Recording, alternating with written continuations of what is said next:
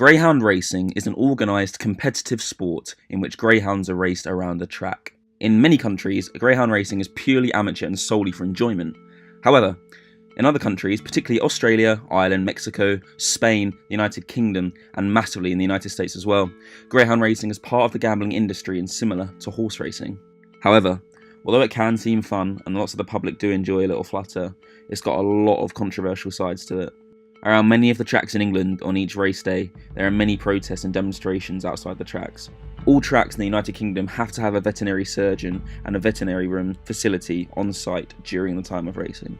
Figures show that 1,003 dogs were killed and 4,837 were injured as a direct result of greyhound racing in 2017 alone. I spoke to Sarah Whitehead, who was the lead campaigner for the trust outside of the Brighton and Hove Greyhound Stadium.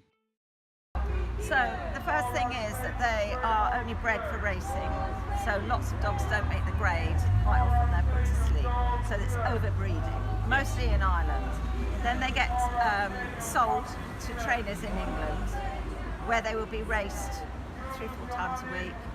They live in practically isolation, they can't be in with other dogs because they don't want them to fight. So they'll have about 23 hours a day in a kennel.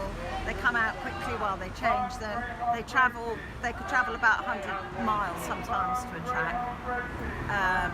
30-second race, back in the kennel, back in the van. I mean, this just goes on and on and on until they start losing, and then who knows what's happening. Lots of trainers in Ireland have been found guilty of using cocaine, and their excuse is, oh, it's the people who come.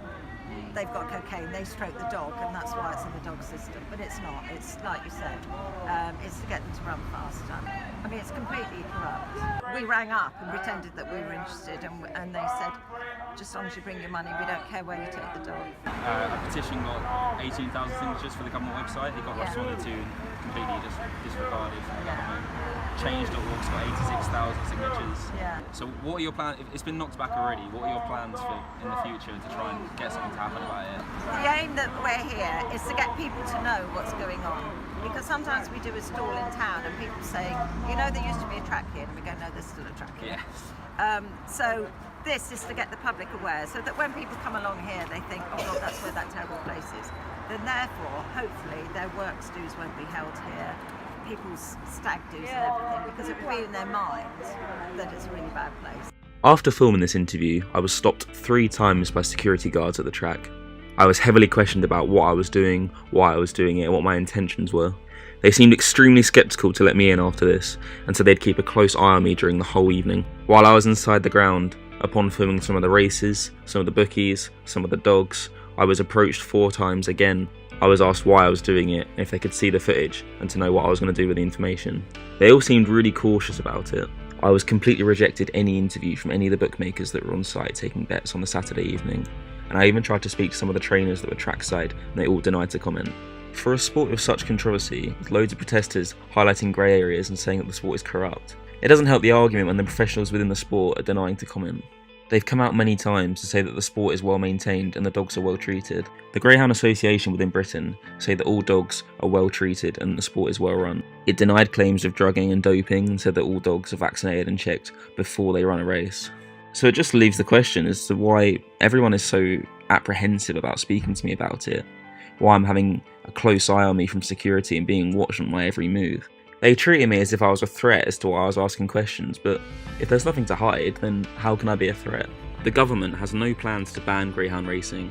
They say, while DEFRA is aware of concerns about racing and retired greyhounds, we believe these problems can be addressed by means other than a ban. The moneymakers in the industry are the bookmakers, and 2.5 billion is annually staked on live greyhound racing in the UK. Approximately 3,588 greyhounds are forced to perform for the 46 race meetings held every week. The 3 major contributing bookmakers to the British Greyhound Racing Fund are Coral, William Hill and Ladbrokes. The major bookmakers own 2 stadiums each in England. Coral own Hove and Romford, William Hill, Sunderland and Newcastle, and Ladbrokes own Crayford and Monmore. The 19 remaining licensed dog tracks within the UK are independently owned. It's clear to see that it's a massive moneymaker, and these companies make millions and millions and millions every single year on this sport.